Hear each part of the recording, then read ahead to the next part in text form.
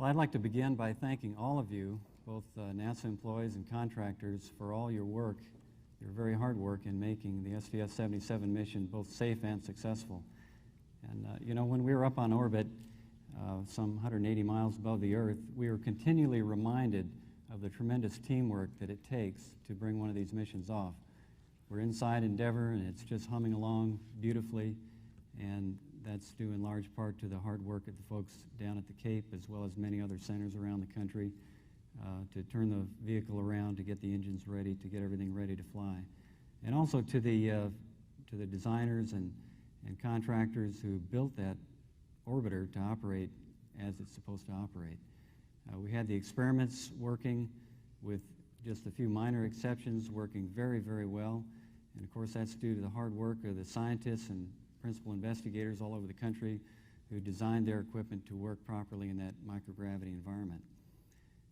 And then, of course, we were talking to Houston and on the air-to-ground network, and reminded of the flight control teams that are on the ground taking care of us, looking after us, the training teams that had gotten us ready to fly, and all the people, the rendezvous teams, the flight design teams that put this incredible flight together, this mixture of technology development and microgravity science.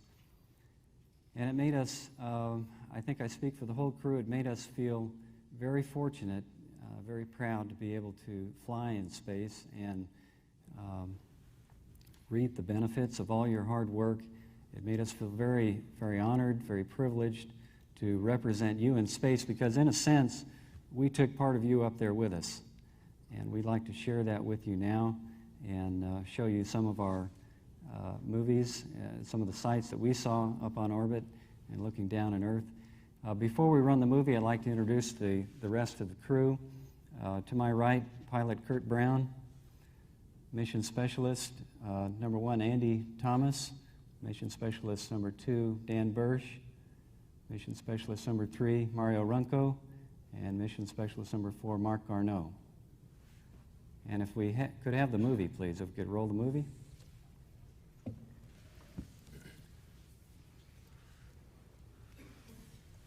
Well, we're suiting up in our launch and entry suits, getting ready for the launch. We had awakened about 5 hours before launch. Here's Kurt getting a pressure check. Dan.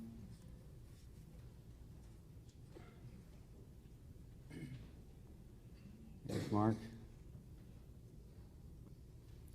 These launch and entry suits protect us if we should lose cabin pressure. They also form part of our survival gear.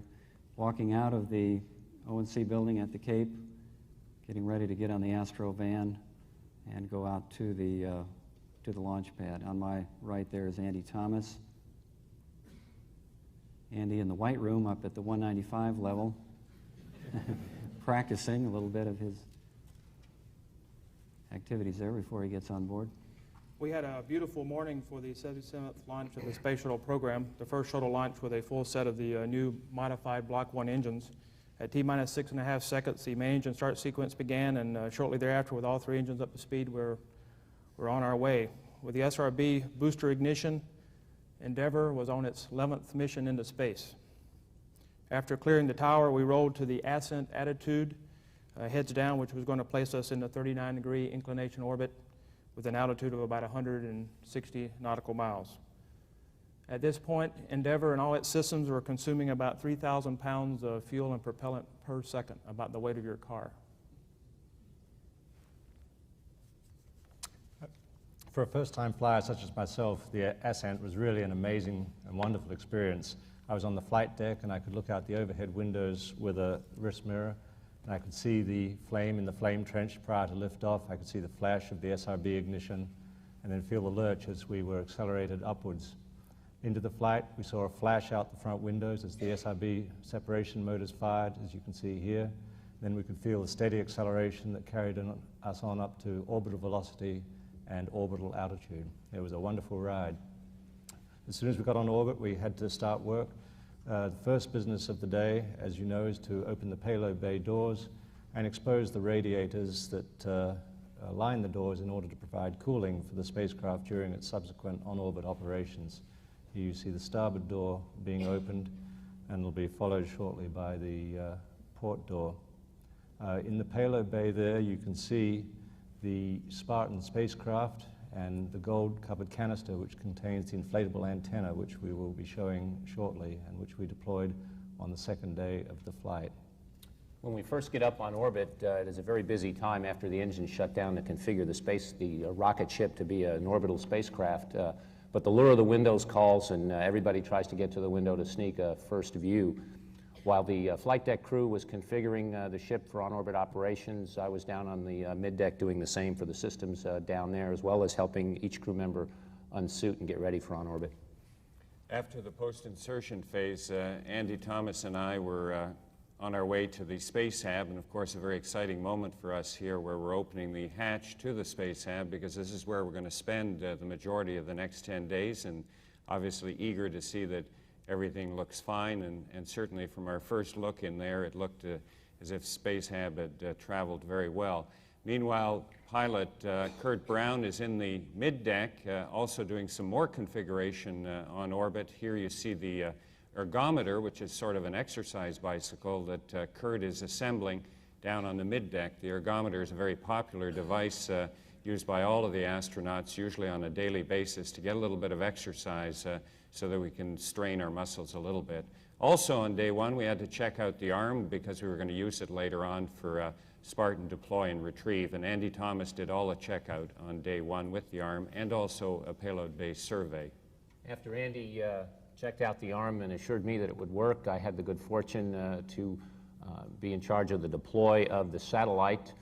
Here you see a view of the grapple of the satellite, the end effector of the arm coming over the grapple pin.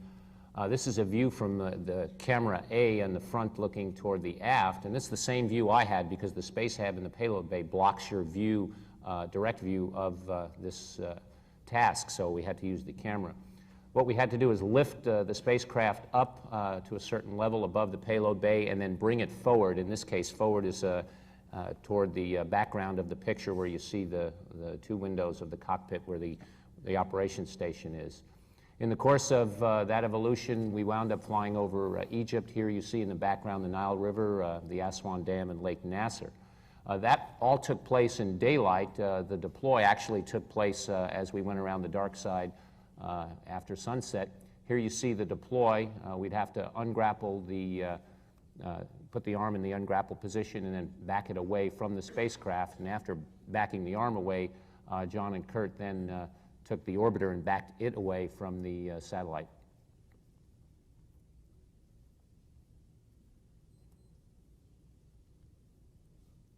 The deploy itself was in the night phase, but in the next orbital sunrise, sun sensors, which were positioned on the Spartan spacecraft, initiated the deployment of the inflatable antenna and its subsequent inflation. As you can imagine, this was a particularly impressive sight. In fact, it was spectacular seeing this from the orbiter. We were just 400 feet away looking down upon the Spartan, and we saw this sequence that you can see here. Doors on the Spartan carrier opened, and the antenna mylar structure was pushed out into free space, as you can see here, and then inflation started by filling it with nitrogen gas, and in a moment you will see one of the legs of the antenna fill out with nitrogen gas, a bit like water in a fire hose. There you see it. Antenna structures like these have a lot of applications. They can be used for antennas for deep space probes. They could be used for radar mapping spacecraft of planets or Earth observations, or they could be used for sunshades for orbiting space stations. My crewmates tell me here that the legs look a bit like the number 77 when viewed from Earth. This deployment and inflation took place as we were crossing the west coast of the United States, and you can see that in the background as we're crossing over California. And in a moment you will see us crossing over the dry lakes of Edwards Air Force Base. You can see the inflation continuing, the last leg of the antenna being deployed. You can see the gyrations that the spacecraft is going through under that action. The antenna, when it was deployed, was nearly 100 feet long, bright silver, and nearly 50 feet in diameter. And since we were only 400 feet away from it, you can imagine that it was a really grand sight to see from orbit. After a few moments, the instabilities created by the inflation settled down, transient settled out, and we got a stable antenna in orbit.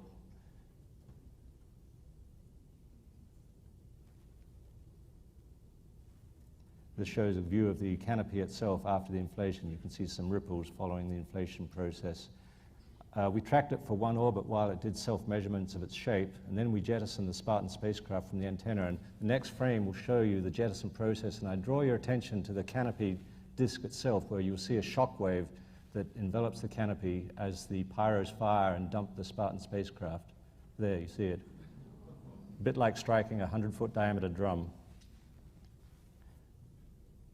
The jettison took place, again, as we were tracking over the United States. We didn't retrieve the antenna itself. It subsequently re-entered the atmosphere and burned up a couple of days later. The following day, we went back to retrieve the Spartan itself, which you can see in the lower part of the screen there is a small black speck. And this is our farewell view of the antenna as we're crossing over the Midwest region of the United States.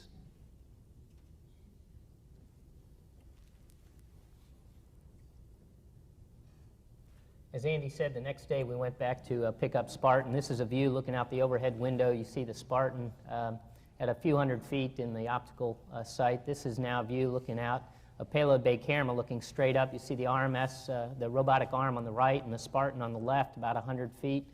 Marc Garneau very carefully getting ready to retrieve the Spartan and to grapple it. The grapple occurred at nighttime, so it was a bit of a challenge for us to adjust the cameras for him. Fortunately, Dan did some adjusting on the camera parameters, and we got a good view of the end effector. And here's a view from an aft camera. You see the end effector of the arm moving over the grapple fixture. John did such a great job of bringing Spartan in. It was rock solid. It was a very easy job for me just to move the end effector in over it and to close the snares and then to do the rigidization. You might observe when the rigidization takes place, you're pulling in the Spartan.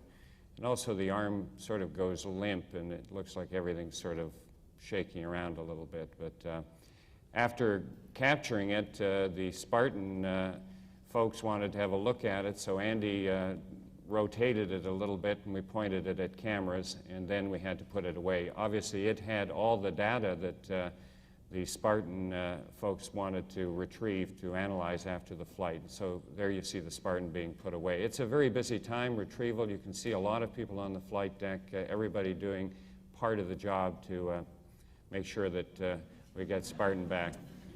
And just in case you'd forgotten what mission number we were. Very next day, we deployed our second satellite. It's part of an experiment called PAM-STU. This small satellite weighs about 115 pounds. It's aerodynamically stabilized and magnetically damped. The whole idea is to produce a satellite that perhaps doesn't need active stabilization. What you're looking at right now is the heavy end of the satellite, and we deployed it radially towards the Earth, and eventually that heavy end did orient itself into the velocity vector. Again, it's kind of tough to concentrate on the small satellite in the center when you're passing over sites such as this, North Africa, the coast of Portugal and Spain, and the Straits of Gibraltar that you see at the top of the picture, and coming into the Mediterranean Sea again at the top of the image. The STU satellite had a series of laser reflectors that were designed to be tracked by a laser in the payload bay. Additionally, many of us used a handheld laser in the window. And this was to give us range information into one of our relative plots that we had on board so we could maintain station keeping with the STU satellite. We station kept about 2,000 feet behind the satellite, which is something that had never been done before. And we did that 3 times. Kurt flew 2 of those rendezvous. In front of the laptops you see right now, Kurt's looking at, to the right-hand side, you see he's looking at a station keeping box that and they both, John and Kurt, did a great job of keeping us in the station keeping. You see the PAM-STU now is only about 20 degrees off. It did end up with about a 20-degree cone. In addition to these rather spectacular satellite deploy and retrieve operations, we also were lucky enough to have a Spacehab module in the payload bay, which provided us a lot of room to conduct some scientific experiments. Here you see Marc working on one, a crystal growth furnace that ran very successfully throughout the flight. And Dan and I working on various experiments in the Spacehab. We had 12 experiments in all, looking at the effect of microgravity on physical processes, material science, and some biological or biotechnology samples. It's a very good working environment to have the Spacehab module, and we enjoyed working back there.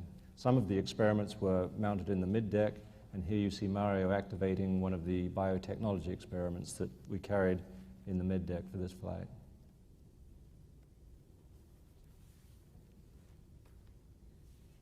And of course, we had our usual unofficial experiments. Here we have the ball of water with a ball of air that's been injected into it, and a good demonstration of physics. One image is inverted and the other is back upright. And but this time Dan was getting thirsty and asked me to prepare a tropical punch ball, which he very adroitly took care of. Well, as with most of our shuttle missions, our on-orbit timeline was very busy thanks to our flight activity officers. And however, we did find some time to have some meals together and share our experiences on orbit. The middeck's quite small, but on orbit with 6 people, you're able to take available all space. Also, other activities, taking care of the morning mail from Earth for upcoming rendezvous. Andy's busy typing some family mail to be sent back down to Earth at next available opportunity. And on the middeck, John is busy exercising. Again, we all try to stay in good shape for our inevitable return to Earth. And Mario is putting away the vacuum cleaner. He's been busy doing some scheduled maintenance that we do each day to keep the orbiter atmosphere in pristine shape. Andy wasn't quite that busy. He was catching some sleep. Back in the Spacehab, this is our sleeping configuration in the sleeping bag with a head restraint and a little eye patch, and relaxed with the bungees across to give you some pressure in the middle. Personal hygiene is always a challenge in space. Dan here is working with some contact lenses. We do use contacts in space, and they work quite well in the zero-G environment, and there you go. I think Andy and the flight design team got together to plan STS 77 so it would pass very frequently over Australia, shown here. This is a view of the northwest coast, Sharks Bay specifically, rather spectacular. When you look at the Earth, the blues and greens are just spectacular. Here you see from our low light level camera looking down at the Earth over Florida specifically, the flashes you see are lightning flashes from a line of thunderstorms that were passing over the state at that time.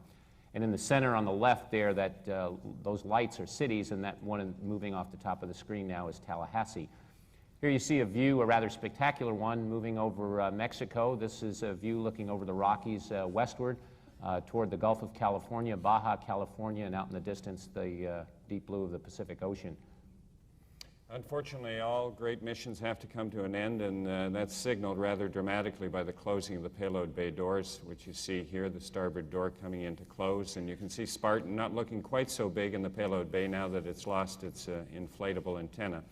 But we proceeded through the deorbit prep phase, as it's known. This was choreographed by Mario rather well, and he's taking care of people putting on their suits. I won't describe the feeling of sticking your head through. You probably can imagine what it's like, but obviously we have to wear these suits. And here we have our pilot, Kurt Brown, and looking out the window to his right, you can see the orange glow that's beginning to increase. And this is an overhead view through an overhead window, and you can see the light show that's going on, sometimes rather spectacular as arcing takes place in the plasma above you. We're now getting back into gravity. As you can see, John is holding this cue card up, and it's about a half a G. In this shot, we've slowed down from our orbital speed of 17,500 miles an hour to about 300 miles an hour, and I'm hand flying the orbiter around the heading alignment circle at about 4 to 5 miles above the shuttle landing facility. It's always amazing to me that this vehicle, which has been our on-orbit laboratory and spaceship, now is configured and comes down and lands like an airplane, with, of course, one big exception: there are no engines running. So we're a high-speed glider, but very, very versatile spacecraft, and of course the only one in the world that can come back and land on a prepared runway.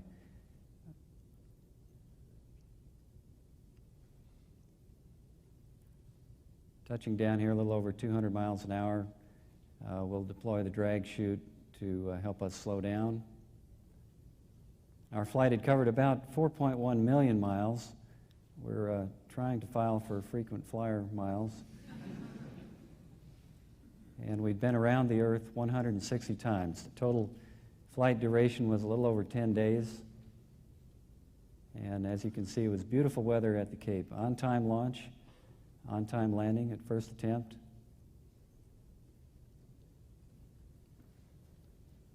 As we roll out to about 60 miles an hour, jettison the drag chute. And a very happy crew after the flight.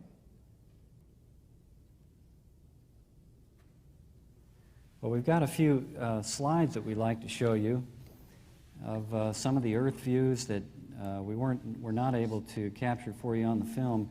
I would just like to make a special thanks to Glenn Peterson from the Photo Lab who put this video together for us. A lot of long hours, and thank you very much for that effort.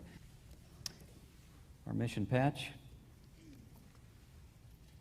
And a unique view of the orbiter rollout as it's rolling out to the Cape about 2 weeks before the launch. Dramatic view of the sunrise launch. Launched at 6:30 in the morning just as the sun was coming up. One of my favorite photos. And a rather dramatic Earth shot here of the some of the views that we saw there with the Spartan on the arm.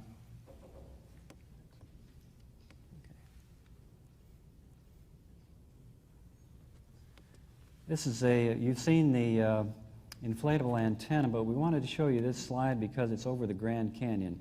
And if you can notice through the middle of the picture, just slightly to the left, behind the inflatable antenna is the Grand Canyon. Very beautiful in this sunrise shot.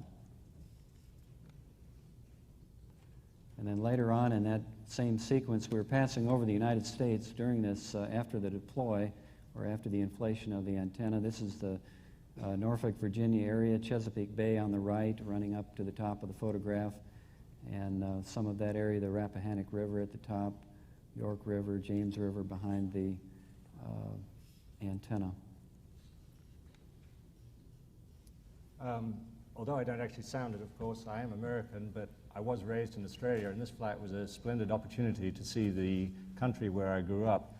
And this is a view of the south coast of southern Australia from orbit, and we had some spectacular passes over Australia every morning. The crew would alert me when we were coming by so I could get some pictures. And this is the area of South Australia where I grew up.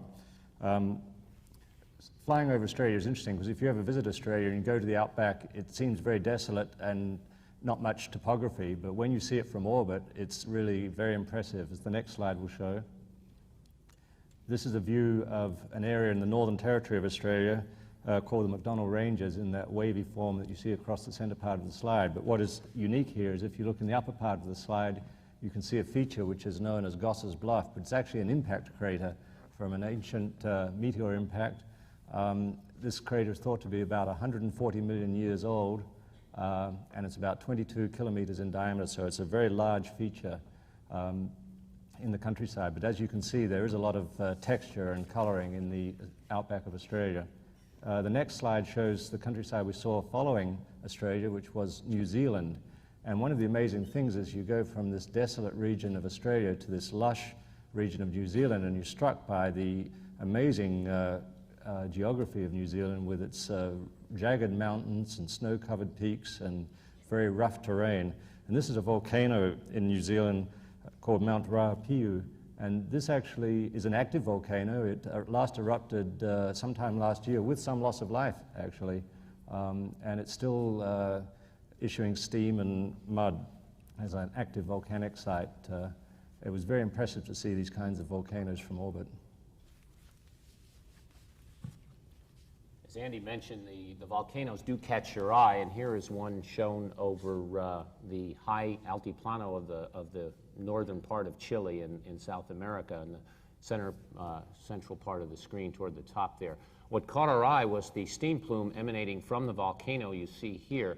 And interestingly enough, this volcano was photographed by the crew of STS-55 back in April of 1993. And at that time, the volcano had erupted and put out a large ash cloud as well as a lava flow. Now the lava flow flows north here toward the top of the picture, and then it turns left. And what's interesting, in just the 3 years' time since the eruption, unlike the ancient crater that Andy just showed you in Australia, that has not changed its character very much because of the very dry climate there, this climate being very wet, the gray feature of the lava flow has all but disappeared, and now it's covered over and appears to take on the hue of the surrounding countryside as erosion takes place. Let's go to the next one. And we had a quick shot of this view in the film. This is a view looking westward across the western Mediterranean Sea, the Alboran Sea being the western extent of the Mediterranean, the Strait of Gibraltar. The Rock of Gibraltar is actually off the peninsula that emanates from the right side, from the coast of Spain there, sticking out into the water to the left. The Rock of Gibraltar, and that part of Gibraltar is a territory of Great Britain. Morocco is to the left, and the Atlantic Ocean is out in the background of the picture toward the top. Rather spectacular view, and sometimes we like to look in great detail, as you've seen in the last couple of photographs, and sometimes just the panoramas take your breath away. And here, another panorama, although there's a great bit of detail in here. This is of the Sinai and Israel.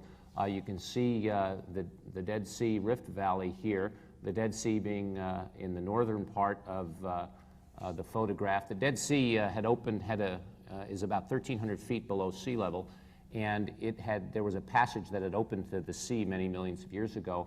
That passage is closed up, and the water is now remaining there, and that is the cause for the high saline content, as much of it is eroded and is now fed very meagerly by streams and underground springs. The Rift Valley extends southward to the Gulf of Aqaba here, and interestingly enough, if you can make it out up to the left center of the picture, there's a diagonal line very faintly showing across here, which is actually the southern border of Israel. And even though this is a political boundary, we can see it, and the differentiation there is between the land use patterns, the irrigation that goes on to the north of that border, and the lack of irrigation or the natural desert state to the south of that border.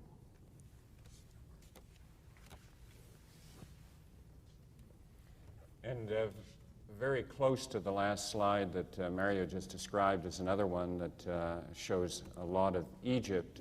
Doesn't matter what inclination you're on, you're generally always going to go over this part of the world, and it's always going to have clear weather, so you get a good view of it. And it's particularly attractive because of the history of the location, and also because of the contrast between the very green triangle which is at the top center, which represents the Nile Delta, and you can see it threading down towards the bottom left, more like a ribbon as it works its way into the very dry part of northern Africa.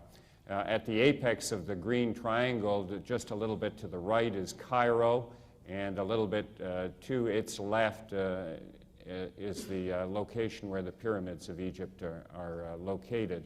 As well, you can see over on the right side the famous Gulf of Suez, which up in the right-hand corner empties into the Mediterranean at Port Said, and the lake that's halfway down the Suez Canal, Great Bitter Lake, and finally going further down, emptying into the Gulf of Suez. Always a very striking part of the world to fly over. Next slide, please.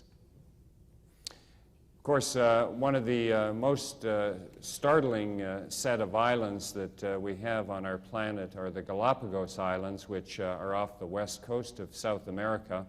And we were fortunate in being able to see them several times in a cloud-free situation. The biggest island is quite striking because it does look like a horse's head.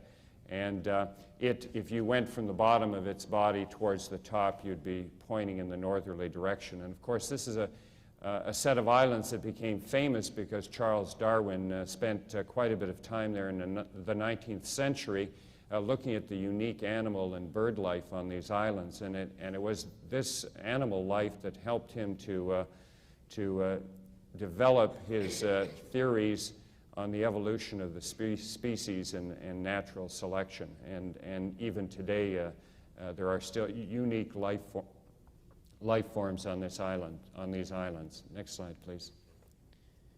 Well, this one is a little bit difficult to see, but it's very important to me because as a Canadian, I was not going to be allowed to go back up to Canada unless I showed everybody that I'd seen some of Canada during my mission. If you look up in the top left corner, you can actually see some of Lake Ontario. And I have to admit, I did not see this view, and I'm very grateful to my colleague Dan who took this picture because he's also from New York, and I'll let him describe the other part of it. It wasn't until we were in space that I realized how close the areas that were our hometowns were where we grew up, because where Marc grew up on the northern part of this slide, or the top part of this slide, I grew up in the south part. You see, these are some of the river valleys down to the bottom. This is actually the Susquehanna River right here, River Valley, towards the bottom center and left of the photo. My hometown is just in the lower left center of the picture near Binghamton, New York, actually Vestal, New York. And fortunately, this was an early morning pass. It's why it's a bit hazy, and how the fog still lingers in the river valley. So Shenango River right there. Next slide. It seemed like every time, a few hours after we woke up, we always had a West Coast pass very close to San Francisco.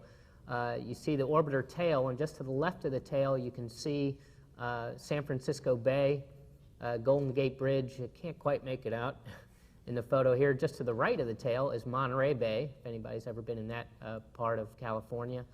And actually you can see some of the surface waves approaching the mouth of the San Francisco Bay.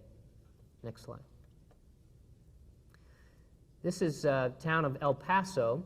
El Paso happens to be one of the oldest settlements in North America. It was first settled in 1598.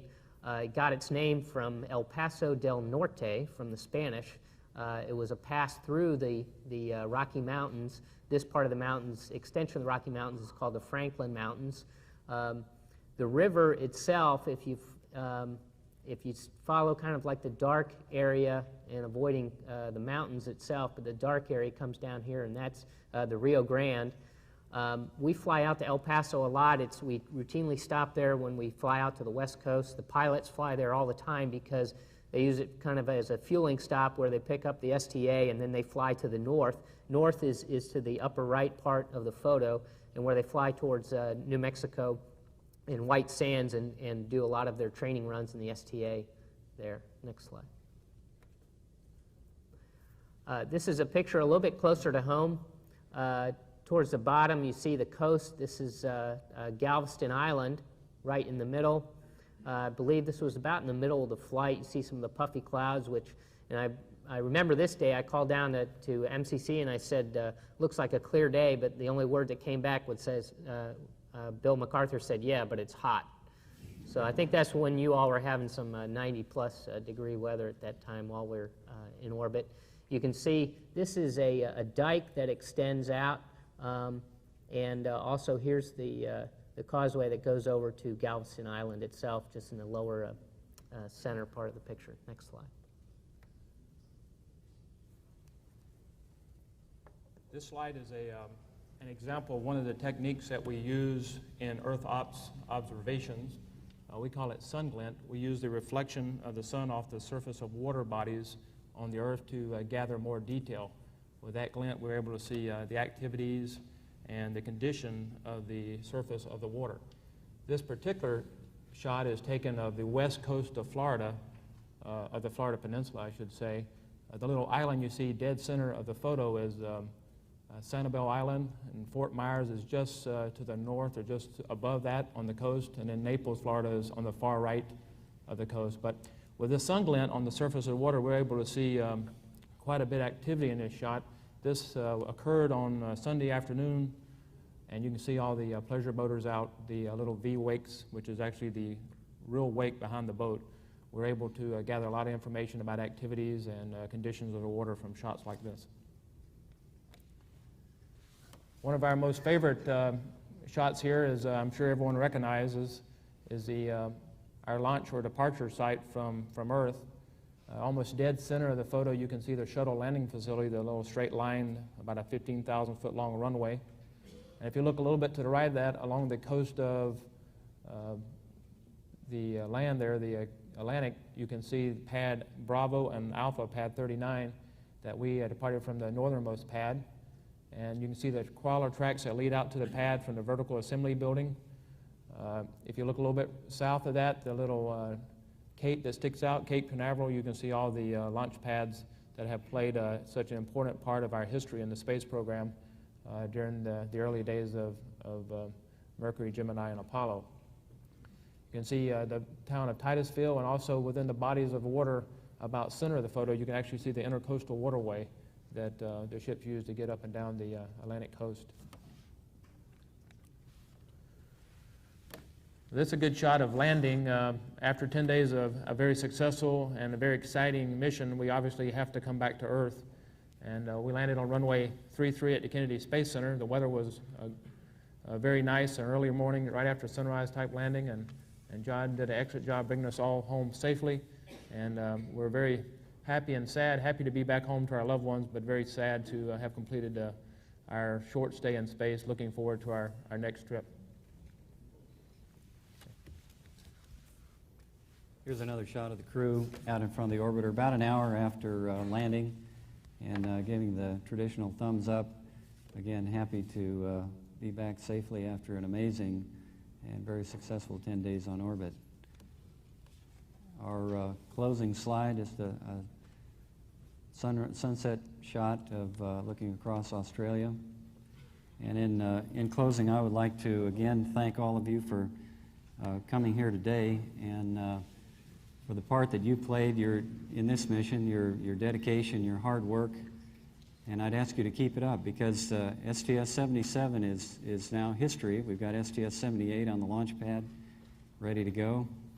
And next year we look forward to launching the first component of the International Space Station. So we've got a lot going on in the future, and I would ask you all to keep up the good work. All the great work that you put in for STS-77, keep it up. We need your help. Thank you.